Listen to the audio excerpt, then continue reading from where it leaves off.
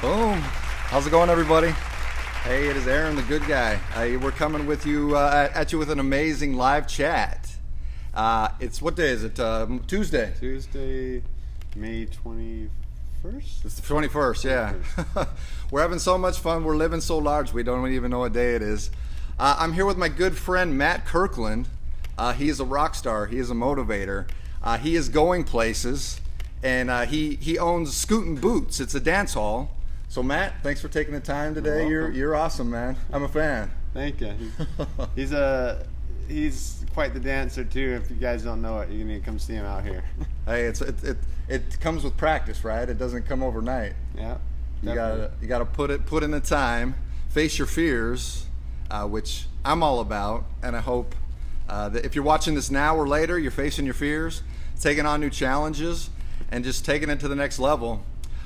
So I want to open up with a question here. I was peeping your Facebook page, and I need you to tell us who Midnight is. Midnight? Yeah, your nickname. One of my nicknames. Putting you on the spot. Before I got into dancing, I did a couple different jobs, but I was a valet for like 7 years. Nice. Parking cars in Scottsdale and fancy places. Usually I'd get done with work between 11 and 12. So when I would show up to places my friends are at, bonfires or hanging out wherever, boom. I was always coming at like the party's ending, and I'd come in at midnight, so I was just kind of, Midnight Matt's here. Midnight Matt. It stuck.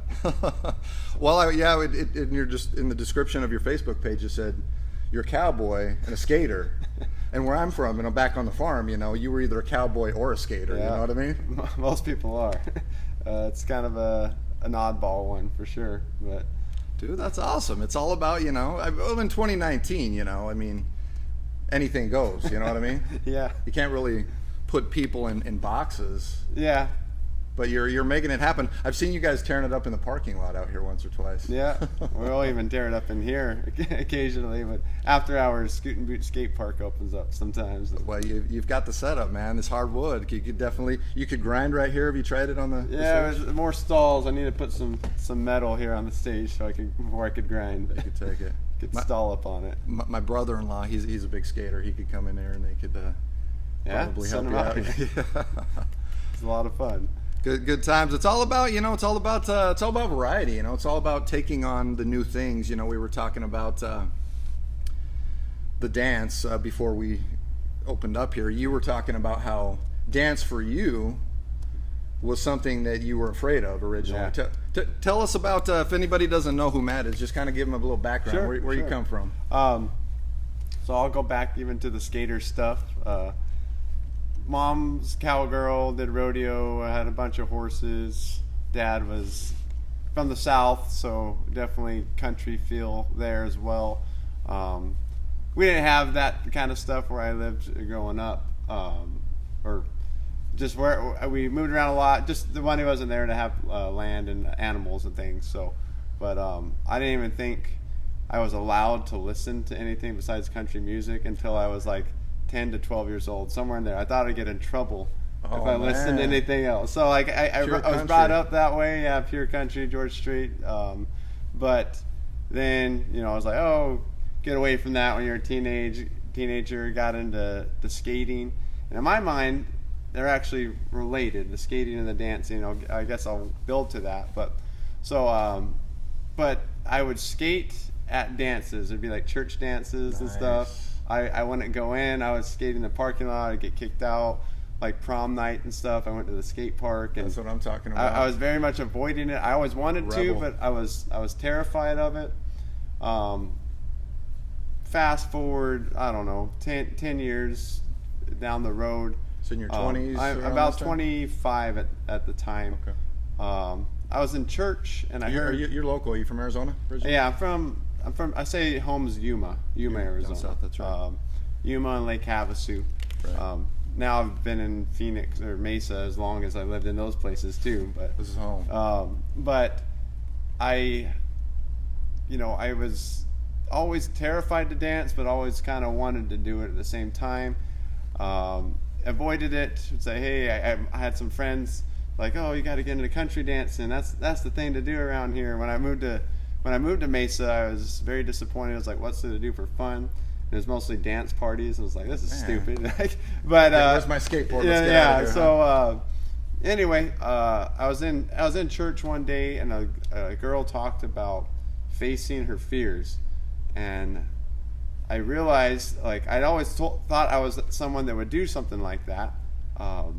That I had been facing fears, but then I realized I hadn't really done so. I'd done things that were scary that I liked doing. More like, of an adrenaline junkie. Yeah, adrenaline junkie right. kind of thing. Skating, bungee jumping, that kind of stuff. You bungee jumped? Yeah, dude. That's living on the edge for sure. Skating's like living down off here. the edge. You got to get off of it. But literally. I realized at that moment, I was like, I haven't faced a legitimate fear, something that like almost immobilizes me. That was dancing. Speeding it up, I started dancing with some school classes. Wasn't jiving until I was like, I needed like college classes. Yeah. Learning different styles, ballroom and East Coast and West Coast, and it was really good. I recommend that. Just immersing yourself in it, huh? Yeah, but country is where I really grabbed onto, and I got into country swing. And when I started, I would bring 2 girls with me every night. I wasn't dating anybody at the time, and I didn't want one of them to get the wrong suspicion. That's a good approach. I would bring 2 girls, and I always make sure one of them there was to dance with me, and then the other one could go dance with someone else. Fellas, good approach. Take notes.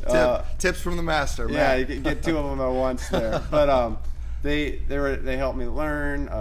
I took some group lessons, but it took quite a few months before I was confident enough to start doing it solo without them there. I'd say within 4 months I was there, but I got hooked after a couple weeks. I was like, you were a junkie, huh? Yeah, and I never expected it. People that knew me growing up, if you tell them that I dance today, they'll be like, who's this guy? Scratch their head.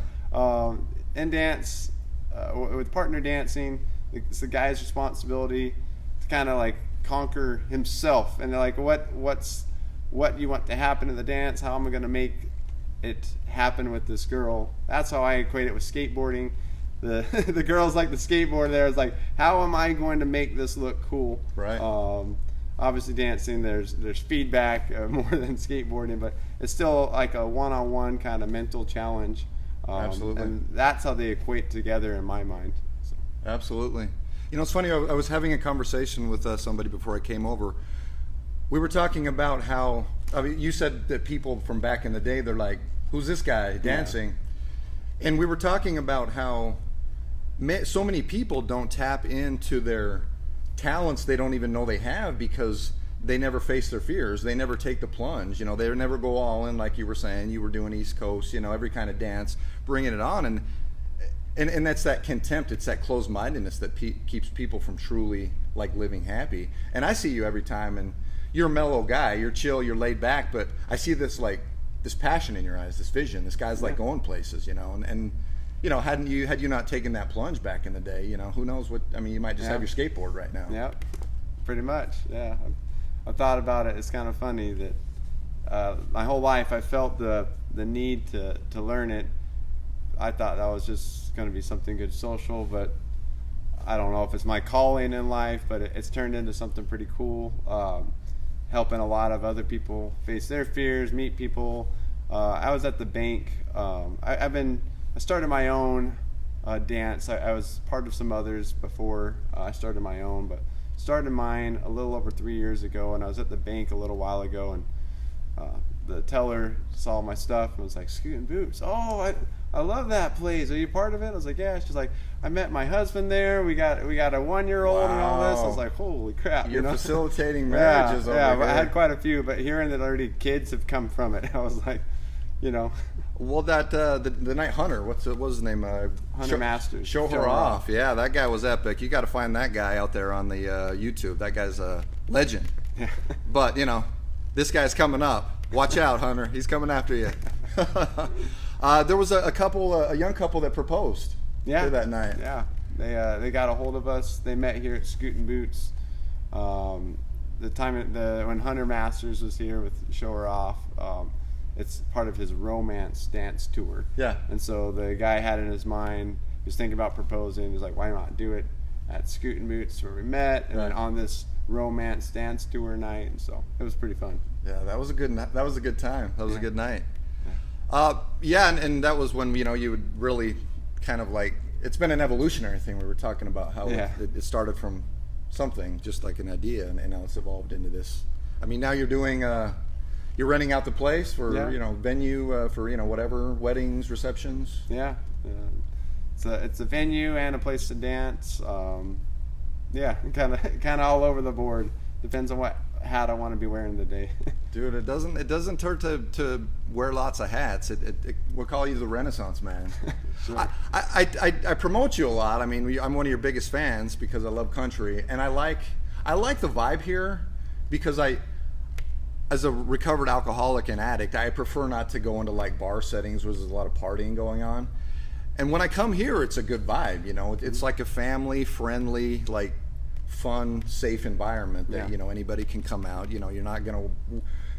I haven't gotten a fight since I've been here. I haven't got attacked by anybody, and I don't foresee that coming anytime soon. So that's why I really promote it and tell people, hey, there's something special here, and unique, and that's unique. Yeah, and that's what I want to go for. When I started, I would go to some of the bars too. The one I started out was a non-alcoholic place as well, right. But I've taken it pretty much to the next level. But when I go to bars, I'd get rejected by the girls way more than the other places because of the negative stuff with the bars. Right. What's this guy's motives? What's he trying to do? Is he drunk? Does he not want to? Right. I don't know how he's going to dance. Right. Different world. Yeah. So my place is set up to be not a bar. That's specifically what I'm going for. Just a place to dance, to learn, to socialize. Yeah. And do it in a way you're going to remember it the next day. Right. I mean, you're going to have fun. Why not remember it? I think that's very rare nowadays. As somebody who's come from that lifestyle, and people, I think if you can socialize, and I'm not judging here. I'm just coming from experience as somebody who needed drugs and alcohol and that sort of environment to feel comfortable in my own skin. To truly face your fears, I think is to do it with a sober mind. Yeah. To feel, to experience the highs and the lows, the rush of, approaching a lady, maybe getting rejected, I will vouch for what he's saying. I don't think I've got rejected here. I'm thinking back. I don't think I've got rejected. You go to the club, you don't know what else is going on. Yeah. But facing your fears with clear head and just having a good time. It's the way to live, Yeah. Yeah. Going back to that story when I was sitting there facing my fears, I said I think it took me being in church at a time where I wasn't going to sit there, have that clear mind, if you will, to like, hey, I'm not doing what I thought I had been doing this whole time, Right. And face something really, really fearful for me. It's next level. I like to say, every time I'm talking about social dance, and I came from the same background in that it was something I always wanted to do, but I never. It's like I wasn't there yet. It wasn't me. It was like I had two left feet, or there's always some excuse. But once I was ready to take that plunge, to take that step, it took some time. It took some dedication. It took, those times when you didn't want to show up, but you kept showing up. You keep, you drop a girl occasionally. One of the earliest stories I remember, I started with Latin dance, and then I came back to my roots because I'm the farm too. Sam, if she's watching here, appreciate you, Sam. Latina, the Latin queen. I dropped her, right? And she's got this long, like, mane. She's got like a full head of hair, beautiful hair. And when I was bringing her back up, I stepped on her hair. So I dropped her on the floor. We were doing bachata performance, and I brought her back up, stepped on her hair. So it was like 2 hits, Has that ever happened to you? I stepped on a girl's hair once. I hadn't dropped her. She just had like hair that was like 3.5 feet long or something, and like I dipped her, and when I stepped, my foot got under her hair. And when I was bringing her back up, it was a little bit of a kink in the neck, but I didn't drop her. But yeah, I've stepped on someone's hair before. It's all about those stories, you know. It's all about just, you know, taking on things that, you know, are unbelievable. The most outlandish things that we tell ourselves we can't do, it's all a lie, you know. Yeah. I mean, on any given day, and we'll maybe like switch to like motivational mode here.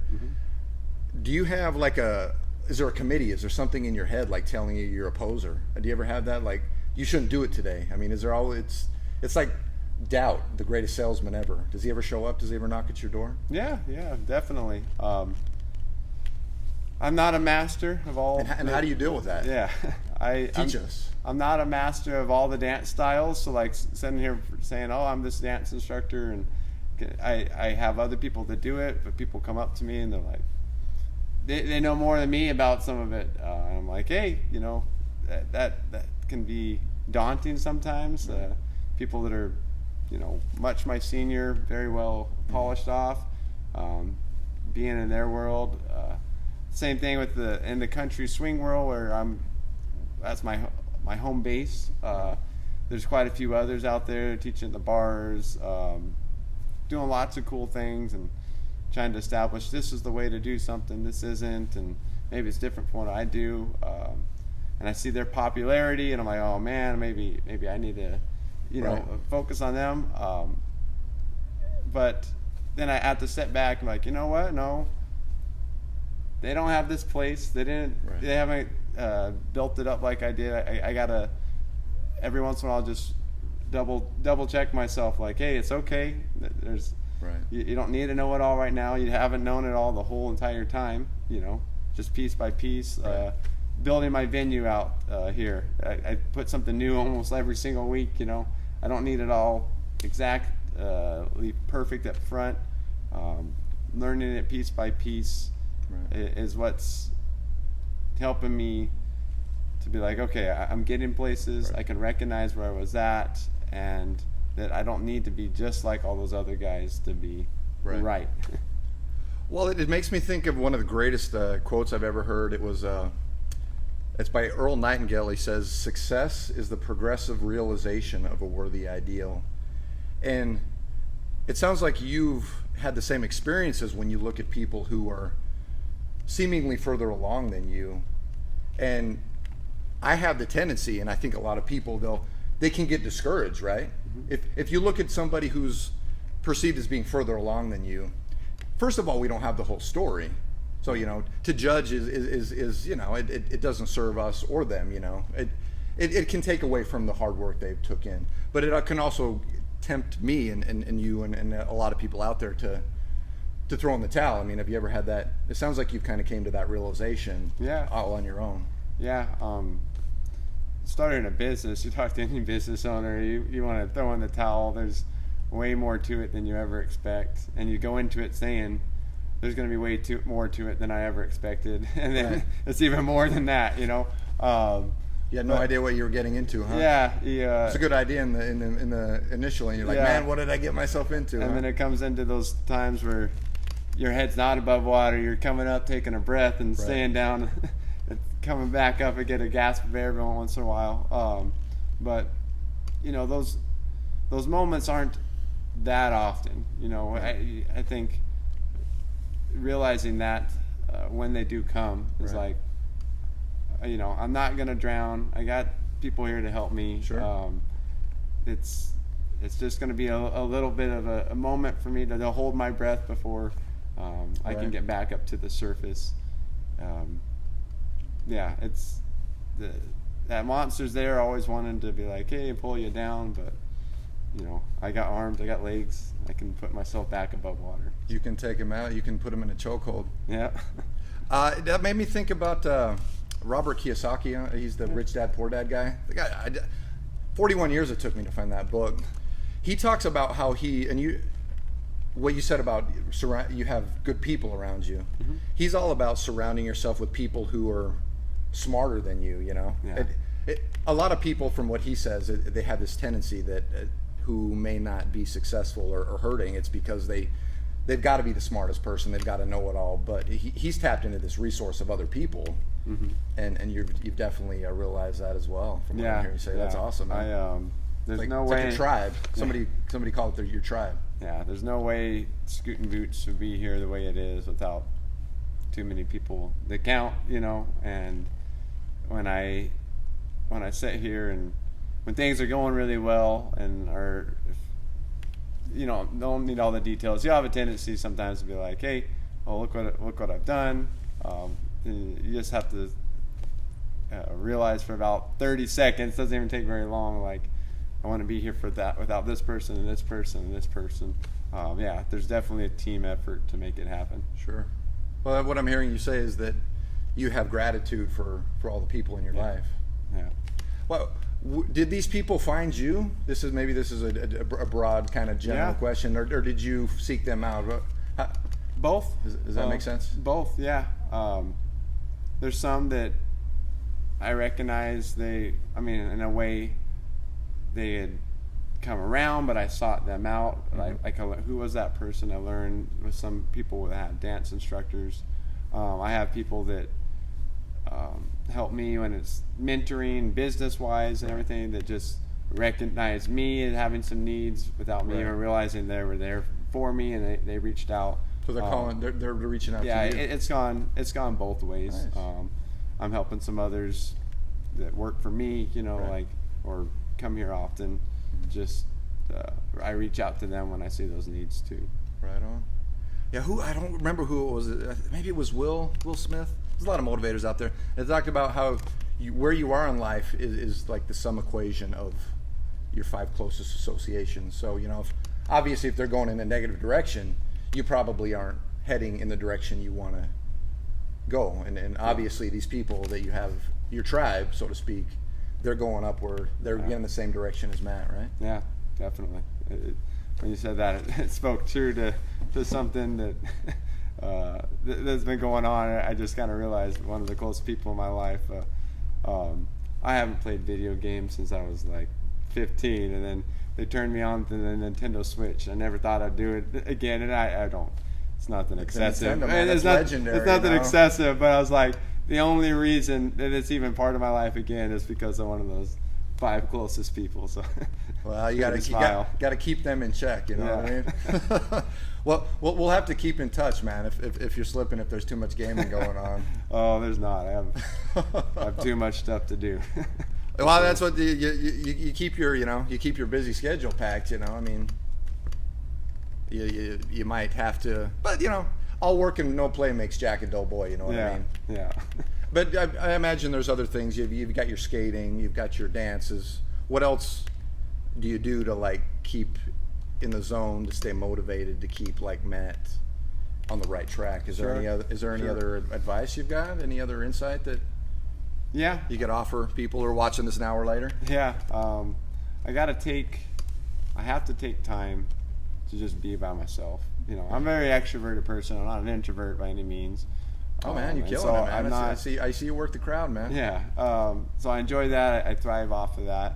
But if I don't at least daily have a little bit of time that's just by myself, religious, non-religious, whatever, whether you're mentally or you're talking to God about it, whatever the case is, if I'm not there to just sit and think things through, it really starts to have a negative effect. I'll know when I'm just flustered and things aren't good. I haven't sat there and had time to just ponder about things. Right. That's one of the things that keeps me on track. If I'm too busy, I'm gonna miss out on things because I'm not thinking it through. What I heard you say is that you're kind of taking some meditative time just to slow down your mind, right? Yeah, definitely. I'm always kind of ranting, and I hate on technology a lot, but as we're using it to motivate people, so it does have its pros and cons.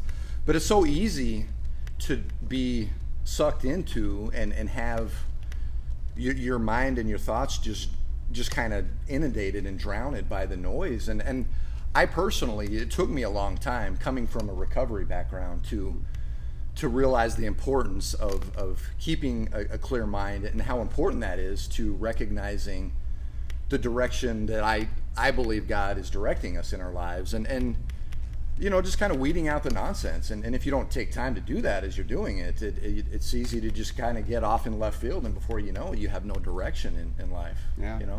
One little spot that I like is, I know people listen to motivational stuff. Like that's in my mind when it comes when I'm driving. When I'm driving somewhere, the good is maybe listen to the radio. Better maybe listen to something good and inspiring. But I don't have anything on. I can drive. I can drive home to Yuma, 3 hours just myself. Just and chill. that's a good time. I'm usually more alert when I do that too, versus listening to something and You're distracted. just droning. Yeah, to hone in when I'm by myself. There's a little pointer or something that works for me is that drive time. Just eliminate everything out of it and be with yourself. Take notes, boys and girls. Hope you got a pen and a pencil, pen and paper, pencil and paper out there. I think people are bad with being alone with themselves, and I'm coming from that background. It's scary to face who you are, to face your thoughts, and I think like any vice, like any addiction, like any behavior, whatever it is, all of that is essentially a band-aid, a numbing strategy to not feel, to not deal with what goes on up in our head. And 3 hours in a car, that's dedication. Yeah. That's like some Zen master right there. This guy's gonna start levitating next. Something like that. I honestly don't even recognize it anymore. I did a drive down today to Maricopa. It's 45 minutes, so I did an hour and a half today, there and back. And like on my last 10 minutes, I just realized it's just like I had that thought, like, oh, I didn't think about, or I didn't have anything going on. I was just thinking maybe I think it's beneficial for me to listen to the radio, to know what's going on with country music and all that. And so I should turn on the radio a couple times, but get the latest and greatest, the hottest mix. Yeah, but it's not even a big deal to me anymore to not have that there. Yeah, it's just who you are. It's become a habit, like a routine. Mm-hmm. That's awesome. I mean, it takes a little practice. They talk about like going to the gym, doing certain things. It takes a couple of months until you can implement it into your DNA, and then before you know it, like you're saying, you're taking 3-hour drives. You're just kind of tuning out, and you're able to get in touch with Matt, with what's important, with where you got to go. Insight to what's next, right? Yeah, definitely.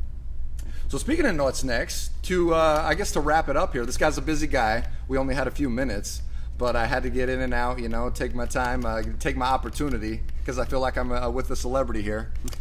Tell us what's coming next. What's coming down the pipeline for Matt and Scootin' Boots? The future. Future is Scootin' Boots. Looking ahead, I got a good spot here. Hopefully someday I have my own property for Scootin' Boots with lots of cool stuff and utilize cool things outside. That's where I'm going right now. More immediate. We got a couple different nights of dancing that I'm getting going. That if you're not doing anything on Monday nights, most people aren't. There's not a lot going on Mondays. Right. We have a fun Monday that's been here. We've having usually about 70 people on a Monday night. I feel like that's pretty good, but could always get better. Have a lot of dancing. I'm bringing on some new instructors as well. For those that are maybe sick of just hearing me teach, give some different perspectives. They shouldn't be, man. When you got that microphone on with your hat, this guy's the part. I should have worn my cowboy hat for the interview. It's got that 10-gallon hat. George Strait right here. What kind of dances are you offering nowadays? What break it down. What's the list? Let's see. Just for somebody who might be interested in facing your fears. We try to teach anything country. In the World Country Dancing Championships, there's 8 styles of country dance that are part of it. We teach more than that even, but we don't really get into a triple two-step or polka. We have instructors that can teach that if we need to, but on a regular basis we're teaching East Coast swing, West Coast swing, nightclub two-step, cha-cha, waltz, progressive two-step, Arizona two-step, line dances, and country swing. Boom. Yeah. All you want, boys and girls. It's like I said, it's good old-fashioned fun. It's how our grandparents used to meet. back when they, you picked the girl up at home, you brought her out, you got a phone number, you approached and said, hey, can I have your number? It's liberating, and it's I like it because it gets away from some of the online, the technology, the disconnectedness that everybody knows about. But this is not that kind of lifestyle. It's wholesome, it's fun, it's empowering, it's uplifting, and I am sure blessed and fortunate to have found it. And what I'm hearing Matt here say is that he's definitely living life, loving life from facing his fears all those years ago, and look at you now, huh? Yeah, it's crazy when I look back on that transition point. It makes me think of that Toby Keith song. How do you like me now? Now that I'm on my way. Very much so. That's this guy's anthem right there. Very much so. All right. Well, hey, we're gonna put some links, some ways to get in touch with Matt. He's on Instagram. You got Scootin' Boots. He's got a big following there. He got some great stuff, some videos. I've seen a lot of that stuff. Yeah. Some good photography. Also on Facebook, we'll make sure that we get you linked up there. You got private lessons that you do here as well, group lessons, everything you want, right? Yeah, we do privates, groups. We'll come to you guys to do private group lessons or traveling. I know that. We'll do DJ stuff and go other places. So okay, we're pretty flexible with it. Okay. So go ahead and leave them with one last word of wisdom, a pearl, something that, give them some Tony Robbins motivation right here, like 15, 20 seconds on the spot. Go. Something I picked up when I was about 20. Someone said the phrase to me, don't talk about it, be about it. That's how I try to live my life. We can talk all day long. It is good to talk, but go be about it. Don't talk about it, be about it. I've got that's my next post on Instagram, and I'm gonna quote Matt on that. Don't talk about it, be about it. That's awesome, man. I got it from a guy named Josh Key, who's from Southern Illinois. He's a mission buddy of mine. So you can quote me, even quoting him. I'm gonna quote you. Okay. We'll give maybe him a little plug. Sure. Don't talk about it, be about it. Y'all rock. If you're catching this now, we had Sandra. Hey, thanks for tuning in, Sandra. She's a rock star. She's a motivator. She's going and getting it. If you're checking this out later, please show Matt some support and love for all that he's doing. He's created something amazing here. I know without a doubt that good things are coming for him and his future. So come on out, face your fears, get your dance on, get old-fashioned, and take your life to the next level. There's nothing bad about it. Appreciate you being here. Stand by for more videos. There's a lot of good guy coming in the future. More motivation, more inspiration. And remember this face, ladies and gentlemen. He's taking over the world. Someday. It's coming. It's coming soon. Y'all rock. Take care. God bless. Thanks, guys. Peace.